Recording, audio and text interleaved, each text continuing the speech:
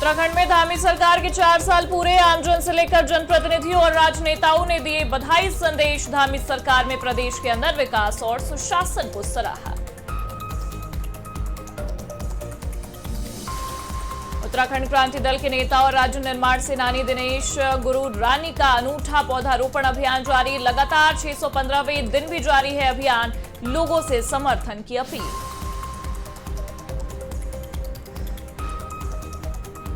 देहरादून में क्यूआरटी की बड़ी कार्रवाई। जिले में एलपीजी की कालाबाजारी पर सख्ती। घरेलू और कॉमर्शियल गैस स्टॉक बढ़ाने के निर्देश। होम डिलीवरी व्यवस्था को दुरुस्त करने में जुटा प्रशासन। एसएसपी के सख्त निर्देश पर पुलिस की जबरदस्त कार्रवाई। नशे के व्यापार पर कड़ा प्रहार। अलग अलग क्षेत्रों से एक हिस्ट्री शीटर सहित 6 तस्कर गिरफ्तार। मादक पदार्थ बरामद। मामला दर्ज। धमकाकर रंगदारी वसूलने वाले के खिलाफ प्रशासन हुआ सख्त। पीड़ित की शिकायत पर रंगदारी मांगने वाला गिरफ्तार। सुसंगत धाराओं में मामला दर्ज। आरोपी का लंबा आपराधिक है इतिहास। नमस्कार, बहुत स्वागत है आप सभी का। आप देख रहे हैं आज की खबर और मैं हूं आपके साथ प्रगति ठाकुर। स्क्रीन पर दिख रहे सोशल मीडिया हैंडल के जरिए आप मेरे साथ वहां पर भी जुड़ सकते हैं और खबरों से रूबरू हो सकते हैं। चलिए अब देवभूमि से जुड़े खबरों की शुरुआत करेंगे, जहां उत्तराखंड में मुख्यमंत्री पुष्कर सिंह धामी के नेतृत्व में सरकार के सफल 4 साल पूरे होने पर प्रदेश भर में उत्साह का माहौल देखने को मिल रहा है। राज्य के विभिन्न जिलों से आमजन, जनप्रतिनिधियों और सामाजिक संगठनों द्वारा लगातार बधाई संदेश आ रहे हैं।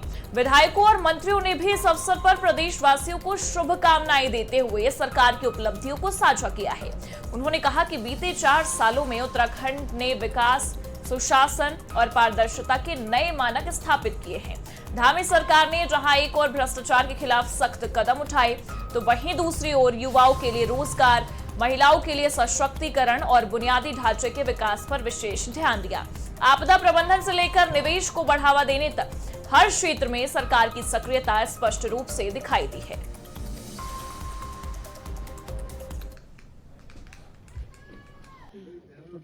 मैं बहुत बहुत बधाई देती हूँ प्रदेश के यशस्वी माननीय मुख्यमंत्री जी को।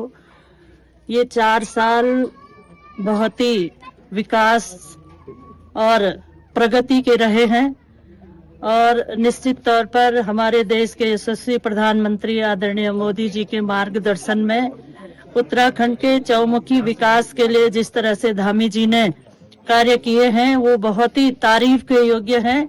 और उन्होंने निश्चित तौर पर उत्तराखंड की प्रकृति, उत्तराखंड की संस्कृति को लेकर जो समृद्धि का संकल्प उन्होंने दिया है, तो आज मैं समझती हूँ कि हमारे युवाओं को रोजगार, विकास की गति बहुत तेजी से आगे बढ़ रही है। सड़कों का डामरीकरण और मूलभूत जो सुविधाएं हैं, शिक्षा, स्वास्थ्य और यातायात की जो व्यवस्थाएं उन्होंने पूरे उत्तराखंड के लिए प्राथमिकता के साथ आगे बढ़ाई हैं। मैं इसके लिए प्रदेश के यशस्वी माननीय मुख्यमंत्री जी का बहुत बहुत धन्यवाद करती हूँ। प्रदेश सरकार की सफलतापूर्वक 4 वर्ष पूरे होने पर समस्त प्रदेशवासियों को हार्दिक बधाई एवं शुभकामनाएं। देवतुल्य जनता के आशीर्वाद और विश्वास का ही परिणाम है कि आज देवभूमि उत्तराखंड में सनातन की पताका पूरे आत्मविश्वास के साथ लहरा रही है। यशस्वी आदरणीय प्रधानमंत्री नरेंद्र मोदी जी के मार्गदर्शन एवं प्रेरणा तथा माननीय मुख्यमंत्री पुष्कर सिंह धामी जी के दृढ़ संकल्प एवं निर्णायक नेतृत्व में देवभूमि की जमीन पहचान और अस्मिता की रक्षा के लिए महत्वपूर्ण और सख्त कदम उठाए गए हैं। अतिक्रमण और अवैध कब्जों के विरुद्ध व्यापक अभियान चलाकर हजारों अवैध कब्जे हटाए गए, जिससे कानून का राज स्थापित हुआ है।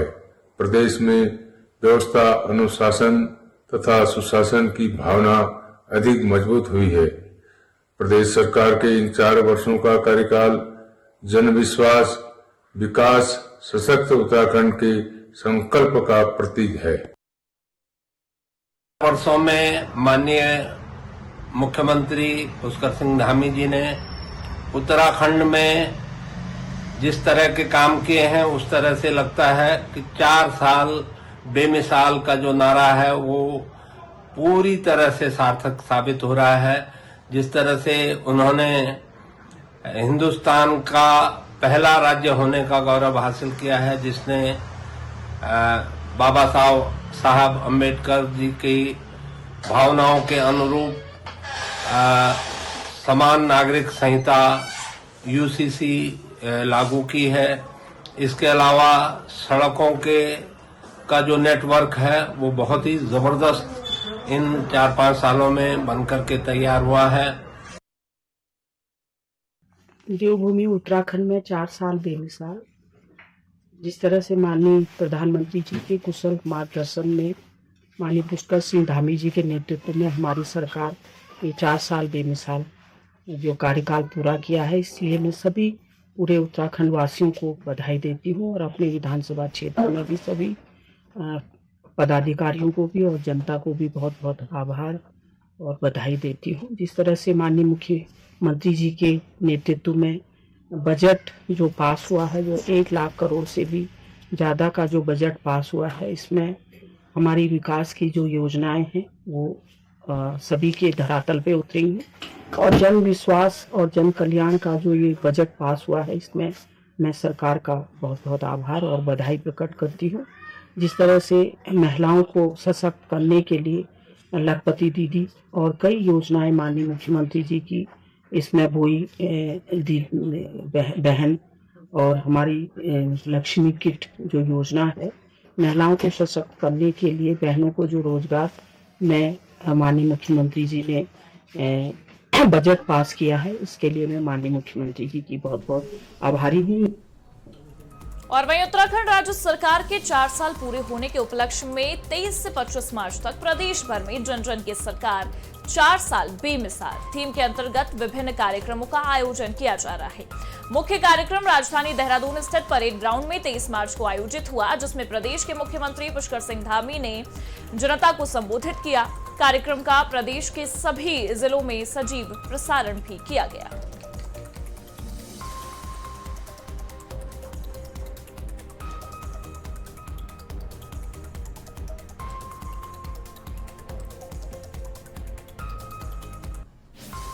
और वहीं उत्तराखंड सरकार के 4 साल पूरे होने के मौके पर 4 साल बेमिसाल कार्यक्रम का सभी जिलों में आयोजन हो रहा है। इसी कड़ी में हरिद्वार के ऋषिकुल ऑडिटोरियम में भी जिला स्तरीय कार्यक्रम का आयोजन हुआ, जिसमें सरकार की योजनाओं से जुड़ी हुई तमाम प्रदर्शनी लगाई गई। इस दौरान तमाम योजनाओं के लाभार्थियों को कई किटें भी बांटी गई हैं। बड़ी संख्या में जिले भर से आए लोग कार्यक्रम में शामिल हुए।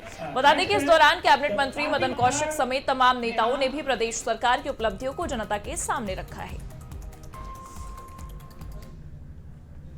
पूरे होने पर एक शानदार कार्यक्रम देहरादून में आयोजित हुआ। उसी परिप्रेक्ष्य में हर विधानसभा में कार्यक्रम हुआ। हरिद्वार जिले में यहाँ पर कार्यक्रम का आयोजन हुआ है। माननीय मुख्यमंत्री जी ने संबोधन किया, सरकार की 4 साल की सब योजनाएं बताई, अंतिम छोर तक योजनाओं का लाभ पहुँचे, ऐसी हमने पूरी 3 दिवसीय यहाँ एक प्रदर्शनी भी लगाई है। देखिए, जो राज्य सरकार के 4 वर्ष पूर्ण होने पर जनपद मुख्यालयों में जो कार्यक्रम हो रहा था, उसी क्रम में आज हरिद्वार जनपद में ऋषिकुल में एक कार्यक्रम आयोजित किया गया है और इसमें विभिन्न योजनाओं का प्रदर्शनी भी लगाई गई है। साथ ही स्वास्थ्य कैंप भी आयोजित किया गया है। इसमें मुख्य अतिथि माननीय कैबिनेट मंत्री जी द्वारा इसमें अध्यक्षता की गई। साथ ही विभिन्न लाभार्थियों को भी यहाँ पर उनकी जो योजना है उसे लाभ दिए गए। और वहीं उत्तराखंड के पिथौरागढ़ जिले से एक सकारात्मक और जन सरोकार से जुड़ी बड़ी खबर सामने आई है, जहां उत्तराखंड क्रांति दल के नेता और राज्य निर्माण सेनानी दिनेश गुरुरानी का अनूठा पौधारोपण अभियान 615वें दिन भी लगातार जारी है। अभियान को लेकर अपने संबोधन के दौरान दिनेश गुरुरानी ने अपने संबोधन में ये भी कहा कि हिमालय बचाओ अभियान केवल एक पर्यावरणीय पहल नहीं, बल्कि आने वाली पीढ़ियों के सुरक्षित भविष्य का संकल्प है। उन्होंने उपस्थित जन समूह को इस अभियान से जुड़ने का आह्वान करते हुए मालिकाना हक संघर्ष समिति को पूर्ण समर्थन देने की शपथ भी दिलाई। कार्यक्रम में बड़ी संख्या में स्थानीय लोगों की उपस्थिति ने इस आंदोलन को जन समर्थन मिलने का स्पष्ट संकेत दिया है।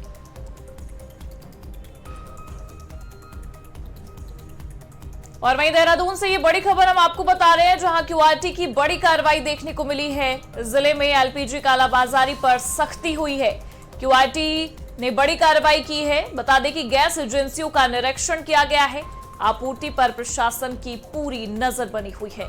हजारों उपभोक्ताओं को गैस सप्लाई करने की बात और बैकलॉग इस वक्त बड़ा चुनौतीपूर्ण बनता भी नजर आया।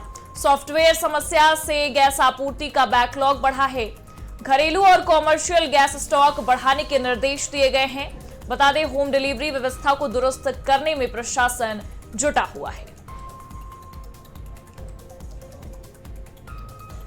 और वहीं बागेश्वर से ये बड़ी खबर सामने आ रही है, जहां लंबे समय से लोगों को धमका कर रंगदारी वसूलने वाले एक शातिर अपराधी को पुलिस ने आखिरकार गिरफ्तार कर लिया है। बता दें, इस कार्रवाई के बाद पूरे क्षेत्र में हड़कंप मचा हुआ है। वहीं स्थानीय लोगों ने राहत की सांस भी ली है। मामला 16 मार्च 2026 का है, जब शिकायतकर्ता विक्रम सिंह दानू ने पुलिस को एक गंभीर शिकायत दी थी। उन्होंने आरोप लगाया कि गोपाल चंद्र बनवासी नामक व्यक्ति उनके होटल भवन को अवैध निर्माण बताकर उसे गिराने की धमकी दे रहा था। आरोपी ने पहले ही 40,000 रुपए की जबरन वसूली कर ली थी और अब 2.5 लाख रुपए की और रंगदारी मांग रहा था। इस धमकी और वसूली से पीड़ित को मानसिक तनाव के साथ भारी आर्थिक नुकसान भी झेलना पड़ रहा था। मामले की गंभीरता को देखते हुए पुलिस अधीक्षक के निर्देश पर कोतवाली बागेश्वर पुलिस तुरंत हरकत में आई और तेजी से जांच शुरू कर दी गई। ठोस साक्ष्यों के आधार पर 21 मार्च 2026 को आरोपी गोपाल बनवासी उर्फ गोपाल राम को रीठा कंधार क्षेत्र से गिरफ्तार कर लिया गया और सुसंगत धाराओं में मामला दर्ज किया गया है। पुलिस जांच में यह भी सामने आया है कि आरोपी का आपराधिक इतिहास काफी लंबा है। एक व्यवसायी हैं, उनके द्वारा बागेश्वर कोतवाली में एक लिखित तहरीर दी, जिसमें उन्होंने अवगत कराया है कि एक व्यक्ति जो गोपाल बनवासी है, उनके व्यवसायिक जो इमारत है, भवन है, उसको अवैध निर्माण आकर उसको ध्वस्त कराने को लेकर उनसे रुपये की मांग करना है, जिसके संबंध में हमारे द्वारा तुरंत कोतवाली बागेश्वर में एफआईआर पंजीकृत की गई सेक्शन 308 के अंतर्गत एक्सटॉर्शन के अंतर्गत, जिसमें विवेचना की गई और विवेचक द्वारा अभियुक्त गोपाल बनवासी को गिरफ्तार कर न्यायालय के समक्ष प्रस्तुत किया गया है। और वहीं बीती रात करीब 8 बजे देहरादून के धर्मावाला चौक पर कुछ शरारती तत्वों द्वारा उपद्रव किए जाने का मामला सामने आया है, जिसकी सूचना पुलिस को दी गई है। सूचना पाकर मौके पर पहुंची पुलिस ने उपद्रव कर रहे 4 लोगों को गिरफ्तार कर लिया है और कई धाराओं में मामला दर्ज कर लिया गया है। आरोपियों के पास से एक कार भी बरामद की गई है, जिसे पुलिस ने सीज कर लिया है।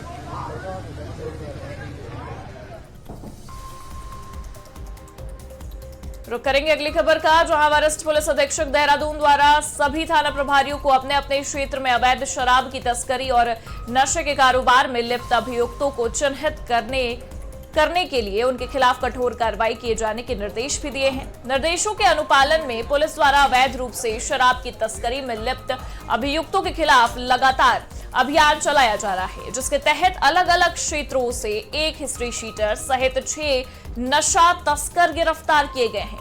अभियुक्तों के कब्जे से 1 किलो 944 ग्राम अवैध गांजा और 5 ग्राम स्मैक और 3 पेटी से अधिक अवैध देशी शराब भी बरामद किया गया है।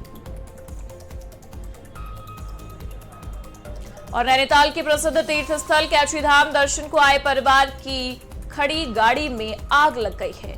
बता दें, सैनिटोरियम पार्किंग में कार खड़ी थी। जब पार्किंग में खड़ी एक कार में अचानक आग लग गई तो सूचना मिलते ही पुलिस टीम मौके पर पहुंची और कड़ी मशक्कत के बाद आग पर काबू पाया। जानकारी के अनुसार दिल्ली पश्चिम बिहार निवासी अजय कुमार अपने परिवार और बच्चों के साथ बीते दिन बाबा के दर्शन के लिए पहली बार कैचीधाम पहुंचे थे। उन्होंने ये बताया है कि करीब 6 महीने पहले उन्होंने ग्लेजा कार खरीदी थी और इसी से परिवार सहित दर्शन करने आए थे। अब सोमवार सुबह सैनिटोरियम बाईपास स्थित पार्किंग में खड़ी उनकी कार में अचानक आग लग गई है। घटना के समय परिवार कार से बाहर था, जिससे बड़ा हादसा टल गया। सूचना पर पहुंची पुलिस ने मौके का निरीक्षण किया है। कुछ देर बाद फायर ब्रिगेड की टीम पहुंची है। फिलहाल आग लगने के कारणों का पता नहीं चल पाया है और पुलिस मामले की जांच में जुटी हुई है। और वहीं देहरादून में नगर निगम ने पशु प्रबंधन को लेकर अब सख्त रुख अपना लिया है। शहर में आवारा कुत्तों, बंदरों और पालतू पशुओं से जुड़ी बढ़ती समस्याओं के समाधान के लिए व्यापक अभियान चलाया जा रहा है। नगर निगम के पशु चिकित्सा अनुभाग को पूरी तरह सक्रिय कर दिया गया है, जो हर तरह की शिकायतों पर तेजी से कार्रवाई कर रहा है। पशु चिकित्सा अधिकारी डॉक्टर वरुण अग्रवाल के मुताबिक पालतू श्वान पॉलिसी 2025 को 14 मार्च से लागू कर दिया गया है, जिसके तहत पालतू कुत्तों का रजिस्ट्रेशन अनिवार्य होगा। बिना रजिस्ट्रेशन के कुत्तों को घुमाने या गंदगी फैलाने पर सख्त जुर्माना लगाया जा रहा है। वहीं बंदरों के बढ़ते आतंक से निपटने के लिए विशेष अभियान चलाकर विभिन्न इलाकों में बंदरों को पकड़कर रेस्क्यू सेंटर भेजा जा रहा है। नगर निगम देहरादून का पशु चिकित्सा अनुभाग पूरी तरह से प्रतिबद्ध है प्रत्येक समस्याओं पे जो पशुओं से रिलेटेड है उनका समाधान करने के लिए, चाहे वो बंदरों से रिलेटेड हो, चाहे वो आवारा श्वानों से रिलेटेड हो, चाहे वो पालतू पशुओं से रिलेटेड हो और चाहे वो डेयरी से संबंधित हो, मीट से संबंधित हो, किसी भी प्रकार की समस्याओं के समाधान के लिए नगर निगम देहरादून द्वारा जो पालतू श्वान पॉलिसी है 2025 उसको पूर्णतया गैजेट नोटिफिकेशन करा के लागू कर दी गई है, जो कि 14 मार्च से पूर्ण रूप से ऑन रिकॉर्ड लागू हो गई है। उसमें पूरे सख्ती के साथ दिशा निर्देश हैं, सख्ती के साथ चलानी कार्रवाई है, सख्त नोटिसिंग कार्रवाई है। जो भी पालतू पशुओं का रजिस्ट्रेशन नहीं करवाते हैं उनको बिना लीश के, बिना मजल के उनको घुमाते हैं, शहर में, गांव में, घरों में जहां पर भी उनको गंदा करते हैं, उनको गंदगी को उठाते नहीं हैं, उनके विरुद्ध कंप्लेंट आने पर सख्त चलानी कार्यवाही अमल में लाई जा रही है। और वहीं देहरादून में चैत्र नवरात्रि के पावन अवसर पर भारतीय जनता पार्टी महिला मोर्चा की ओर से शक्ति पूजन कार्यक्रम का आयोजन किया जा रहा है। इस अभियान की शुरुआत कर दी गई है, जिसके तहत प्रदेश भर के 304 मंडलों में कार्यक्रम आयोजित होंगे। महिला मोर्चा की प्रदेश अध्यक्ष रुचि भट्ट के मुताबिक नवरात्रि शक्ति की उपासना का पर्व है, इसीलिए इन आयोजनों को शक्ति पूजन नाम दिया गया। कार्यक्रमों के तहत बूथ स्तर तक कीर्तन भजन आयोजित किए जाएंगे ताकि अधिक से अधिक महिलाओं की भागीदारी सुनिश्चित हो सके। इसके साथ ही कीर्तन मंडलियों के बीच प्रतियोगिताएं और कन्या पूजन भी किया जाएगा। कार्यक्रमों में वरिष्ठ कार्यकर्ताओं का मार्गदर्शन भी मिलेगा और केंद्र व राज्य सरकार की योजनाओं की जानकारी भी महिलाओं तक पहुंचाई जाएगी। ये आज 21 तारीख से ही हमने कार्यक्रम शुरू करें, क्योंकि ये नवरात्रे शक्ति का प्रतीक है और हमने इसमें इस कार्यक्रम को नाम भी शक्ति पूजन ही दिया है। और ये कार्यक्रम हमारे सारे 304 मंडल हैं हमारे, और 304 के 304 मंडल में हम ये कार्यक्रम कर रहे हैं। और इस कार्यक्रम का स्वरूप हम लोगों ने रखा है ऐसा कि हम जो बात करें कि बूथ तक की महिला तक पहुँचे या बिल्कुल निचले स्तर तक हम पहुँच पाएँ, तो इसमें हमने कीर्तन मंडलियाँ और महिला मंगल दल। और वहीं उत्तराखंड में हर साल होने वाली चारधाम यात्रा इस बार 19 अप्रैल से शुरू होने जा रही है, लेकिन यात्रा शुरू होने से पहले ही इसे लेकर विवाद गहराता जा रहा है।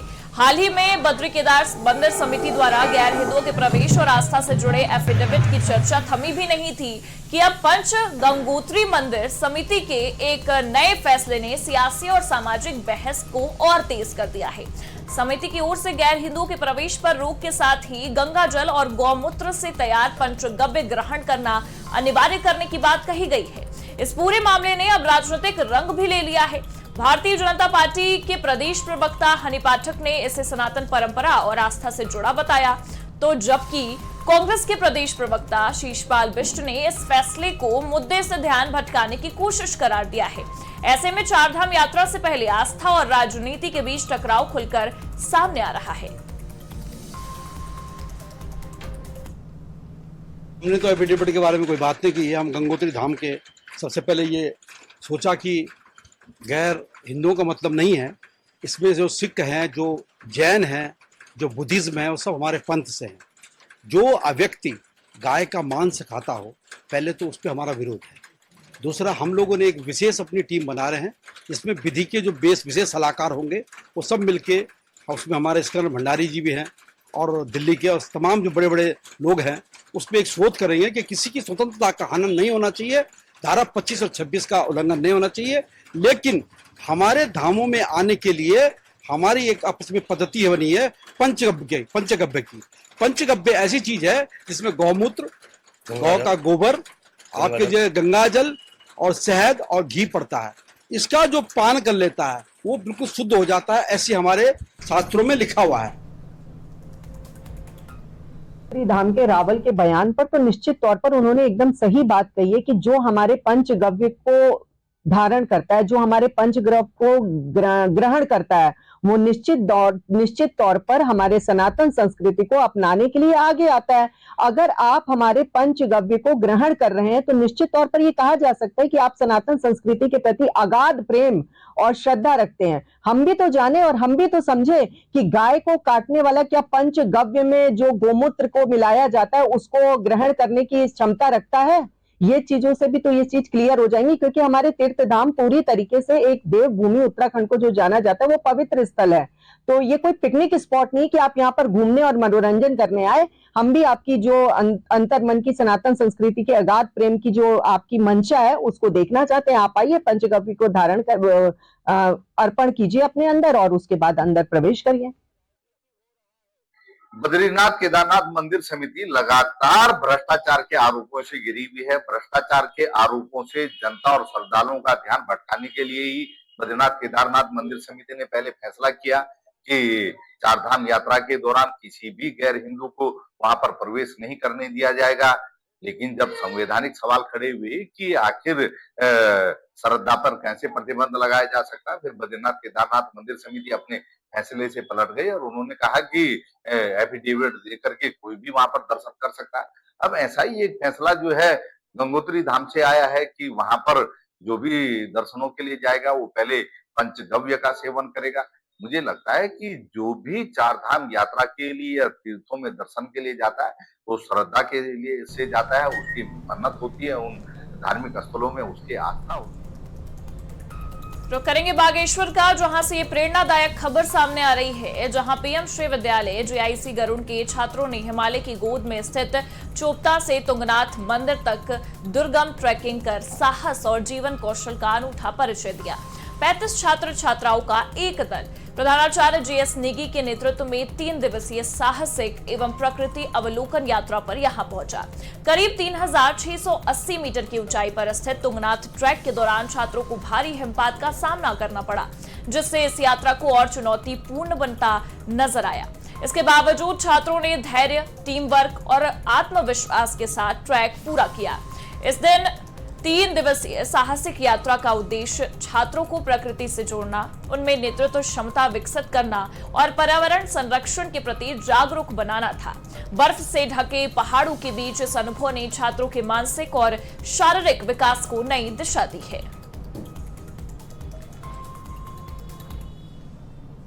मैं सेंट्रल गवर्नमेंट को भी धन्यवाद ज्ञापित करना चाहूँगा कि उनके द्वारा ही पीएम श्री स्कूलों को एक एडवेंचर और नेचर स्टडी कैंप करने का मौका मिला और इसके तहत हम जो है 3 दिवसीय हमारा एक जो आवासीय कैंप था, एडवेंचर कैंप था, इसके लिए हम GIC Garur, PM Shri GIC Garur से हम चोपता तुंगनाथ बच्चों को इस ट्रिप पे, इस ट्रैकिंग पे ले गए और कल जो 19 तारीख को बच्चे चोपता से तुंगनाथ की तरफ को गए और काफ़ी जो उन्होंने देखा वहाँ पर, क्योंकि ये नेचर स्टडी कैंप है तो इसमें बच्चों को नेचर के बारे में भी पता चला कि किस तरीके से नेचर बदलता है। बच्चों ने एक जो स्नोफॉल थी वो देखने को उनको मिला और देखा कि बुरांस जो हमारे यहाँ पर लाल रंग का होता है उधर ऊपर जाते जाते वो गुलाबी और सफ़ेद रंग का हो रहा है। तो बच्चों को इस तरीके से बहुत सारी जानकारियाँ भी मिली। उत्तराखंड में मौसम ने एक बार फिर करवट ले ली है। हाल ही में हुई बारिश और बर्फबारी के बाद प्रदेश के मौसम में बड़ा बदलाव देखने को मिल रहा है। जहां मैदानी इलाकों में धूप खिलने से लोगों को थोड़ी राहत मिली है, तो वहीं ठंडी हवाओं ने ठिठुरन बढ़ा दी है। पर्वतीय क्षेत्रों की अगर बात करें तो वहां अब भी बादल छाए हुए हैं और हल्की बारिश का सिलसिला अभी भी जारी है। ऊंचाई वाले इलाकों में बर्फबारी के आसार बने हुए हैं, जिससे तापमान में और गिरावट दर्ज की जा रही है। मौसम विभाग ने येलो अलर्ट जारी किया है, जिसमें आकाशीय बिजली और तेज हवाओं की चेतावनी दी गई है। और वहीं उत्तरकाशी सहित पूरे उत्तराखंड में रविवार से मौसम के बदले मिजाज ने जनजीवन को प्रभावित कर दिया है। गंगोत्री, हर्षिल वैली और यमुनोत्री धाम में ताजा बर्फबारी और निचले इलाकों में झमाझम बारिश से तापमान में भारी गिरावट दर्ज की गई है। इस बारिश ने जहां एक ओर धधकते वनगन को शांत कर राहत दी है, तो वहीं बागवानी करने वाले काश्तकारों की चेहरों पे खिली हुई मुस्कान नजर आ रही है।